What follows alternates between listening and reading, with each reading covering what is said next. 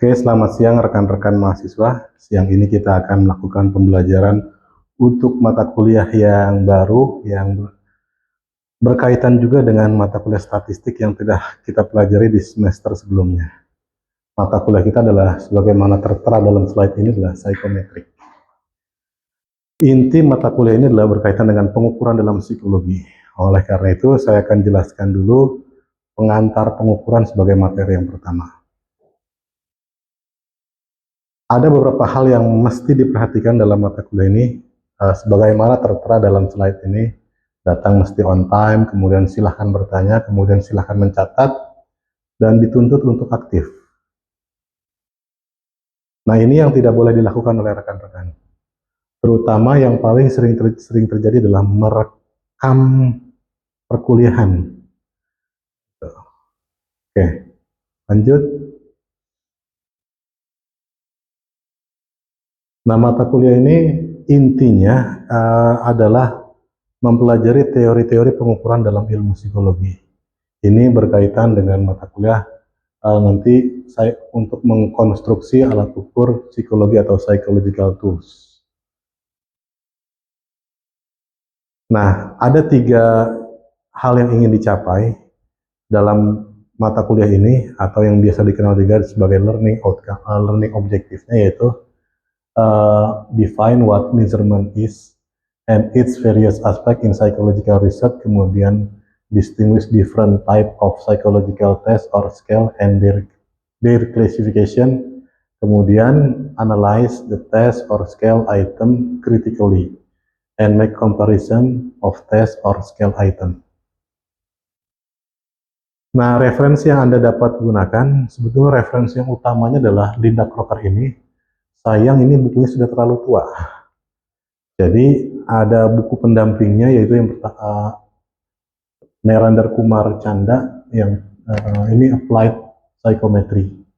Sebenarnya paling utama yang ini, yang kedua ini. Ini lebih komprehensif isinya.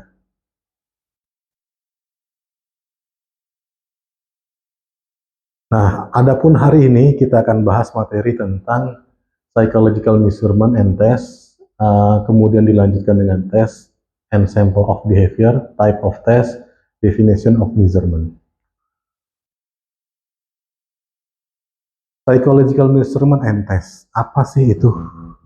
Nah, psychological measurement biasa juga dikenal dengan psychometric. Ini kata kunci adalah measurement atau pengukuran dalam bahasa Indonesianya. Measurement dan psychometric itu istilah yang sama sebetulnya. Kalau kita beli buku kadang-kadang ketemunya itu psychological measurement. Nah, padahal itu sinonim dengan psychometric. Nah, measurement itu sendiri merupakan assigning of number to the object or to object according to some rule. Jadi pemberian angka kepada objek, sebenarnya ada tambahan lagi, or even according some rule. Memang apakah mungkin ada pertanyaan hal yang menggelitik, terutama tentang objek and even. Jadi psychology assigning of number to object or even according some rule.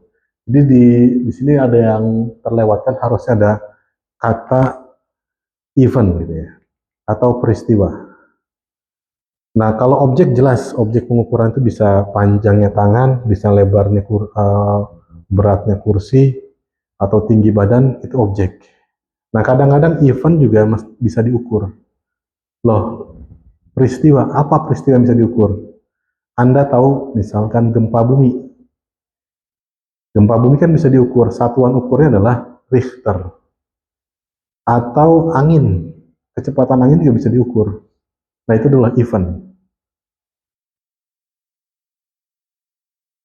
Nah, objek pengukuran, kita untuk mengetahui objek pengukuran itu, kita harus tahu dulu bahwa dalam pengukuran itu, bahwa sains itu terbagi menjadi 2. Yang terkenal itu ada natural sciences dan social sciences.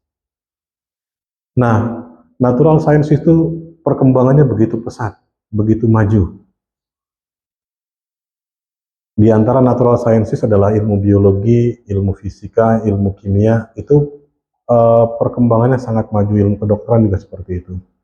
Kenapa mereka bisa maju lebih cepat dibanding social sciences? Karena pengukurannya jauh melampaui ilmu-ilmu sosial, termasuk dalam ilmu psikologi. Nah, dalam pengukuran ilmu natural sciences, kenapa mereka bisa lebih cepat? Karena objek yang diukurnya itu bisa dilihat nyata, atau minimal melalui alat gitu. Misalkan kita ingin mengetahui bentuk virus corona atau COVID-19, bentuk virusnya seperti apa? Oh, bentuk virusnya di semua negara, di semua wilayah mengakui bahwa bentuknya itu adalah bulat, kemudian ada tentakel-tentakelnya. Itu objektif pengukurannya. Semua mengakui seperti itu. Oleh karena itu, ada kesepakatan di antara para pakar tentang bentuk virus corona. Oleh karena itu, ini kenapa bisa dilakukan seperti ini? Karena pengukurannya mereka sangat maju. Nah, berbeda dengan ilmu-ilmu sosial, terutama ilmu psikologi, itu pengukuran itu non-observable, tidak bisa diobservasi secara langsung. Atau biasa diistilahkan dengan variabel itu bersifat laten. Anda tahu IQ, apakah IQ bisa dilihat seperti para ilmuwan dalam ilmu natural sciences melihat virus corona? Tidak. IQ itu tidak bisa diketahui bentuknya seperti apa. Apakah bulat, apakah kotak, apakah dia bentuknya abstrak, atau seperti apa. Tapi yang jelas dia ada pada manusia itu IQ itu ada. Namun bentuknya seperti apa tidak diketahui secara pasti. Karena bentuknya tidak nyata atau bentuknya itu disebut latent variable. Ada tapi tidak bisa diobservasi atau non-observable. Nah, lalu bagaimana mengukur hal yang tidak nyata bisa diukur? Kan namanya pengukuran itu biasanya kita akan menghasilkan angka yang berdasarkan benda yang diobservasi. Tapi ini unik dalam ilmu psikologi. Bendanya tidak nyata, tapi kita mau menghasilkan angka yang menggambarkan atribut atau variabel itu sendiri. Lalu bagaimana caranya?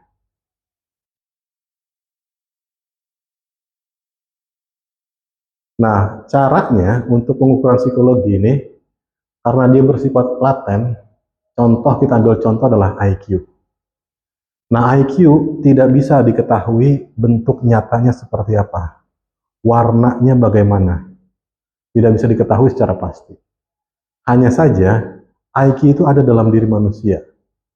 Tapi untuk mengetahuinya, kita harus mengetahui ciri dari IQ itu apa. Nah, ciri itu biasanya di dalam ilmu pengukuran disebut dengan indikator. Orang yang memiliki IQ, cirinya apa? Misalkan orang itu memiliki kemampuan numerik yang tinggi. Kemampuan numerik apa saja? Misalkan, kemampuan pertambahan, kemampuan perkalian, kemampuan membagi, kemampuan aljabar, dan segala macamnya. Itu termasuk kemampuan numerik. Jadi bisa, cirinya sudah diketahui. Nah, dari ciri itu, kita bisa membuat namanya stimulus. Stimulus itu nanti berupa item. Item misalkan kita menanyakan tentang uh, penambahan, operasi penambahan, atau operasi perkalian, atau misalkan rumus tertentu. Misalkan jika X adalah 9, kemudian Y, X adalah 9, Y adalah 2, berapakah 2X dikali 1Y gitu. Nah, kalau orang bisa menjawab dengan benar, berarti dia memiliki kemampuan numerik yang baik. Nah, item-item ini atau soal-soal ini, kemudian apabila kita kumpulkan, itu menjadi satu perangkat alat tes. Nah, begitulah pengukuran psikologi dilakukan. Sampai sini ada yang ingin ditanyakan?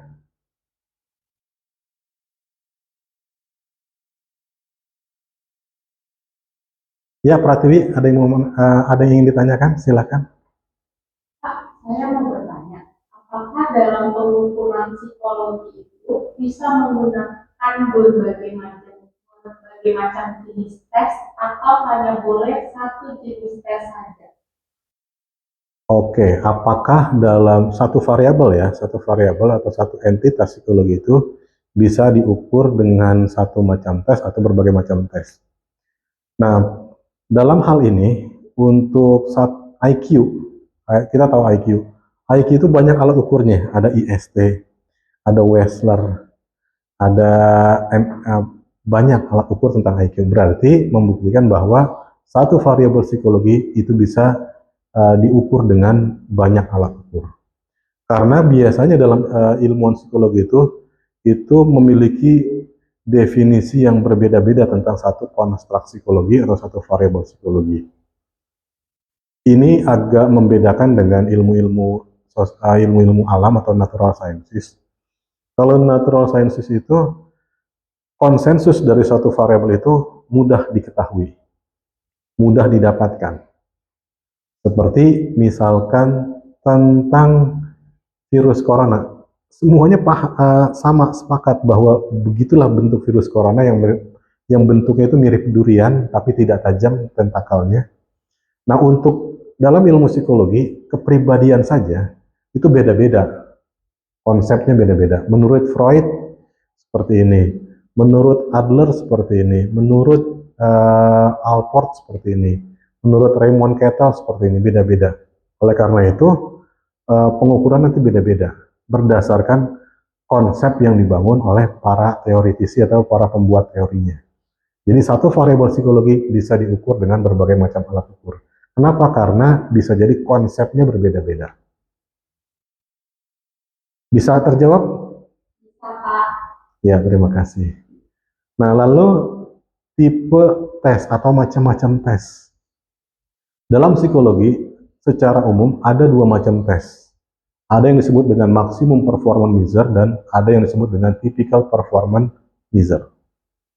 Maximum performance measure itu intinya tes ini dirancang, tes ini item-itemnya dirancang agar peserta tes itu mengerahkan kemampuan maksimumnya untuk menjawab soal dalam tes tersebut. Sehingga mereka menggunakan kognisinya secara maksimal. Mereka berpikir dengan keras mencari jawaban yang benar. Nanti jawaban mereka itu bisa ada yang benar, ada yang salah. Nah, contoh dari tes-tes maksimum performance measure ini diantaranya adalah tes prestasi atau tes yang biasa kita temukan dalam ujian-ujian UTS, UAS, atau tes PPA, tes potensi akademik, atau tes IQ. Itu semua tes itu pasti ada jawaban yang benar, ada jawaban yang salah. Nah, sehingga karena dia ada jawaban yang benar, ada yang salah, ada orang yang mampu menjawab, ada yang tidak mampu menjawab, kadang-kadang disebut juga tes maksimum performance measure ini sebagai tes abilitas atau tes kemampuan. Karena nanti ada orang yang mampu menjawab, ada orang yang tidak mampu menjawab. Karena dia mengerahkan pikiran yang mendalam untuk menjawab atau merespon itemnya, maka tes ini juga kadang-kadang disebut dengan tes kognitif. Karena ini menggunakan kognisi yang lebih banyak. Bisa dipahami sampai sini? Oke, saya lanjut. Ada jenis tes yang kedua adalah typical performance measure. Cirinya, tes ini tidak ada jawaban benar atau tidak ada jawaban yang salah. Dia hanya ingin melihat tipe respon dari peserta tes. Jadi nggak ada yang benar, nggak ada yang salah dalam jawaban ini. Contohnya adalah tes kepribadian. Tes kepribadian atau kuesioner-kuesioner yang sering kita isi ketika kakak kelas kita sidang skripsi. Misalkan tentang agresivitas. Agresivitas ketika ada satu pernyataan misalkan ketika saya diejek oleh teman, nah maka saya memukul. Nah jawabannya misalnya nanti setuju, tidak setuju, sangat setuju. Nah ketika si A menjawab setuju, ketika si B menjawab tidak setuju, siapa yang benar? Tidak ada yang jawab yang benar, tidak ada yang salah. Dia hanya menunjukkan derajat agresivitasnya, tipenya di mana dia.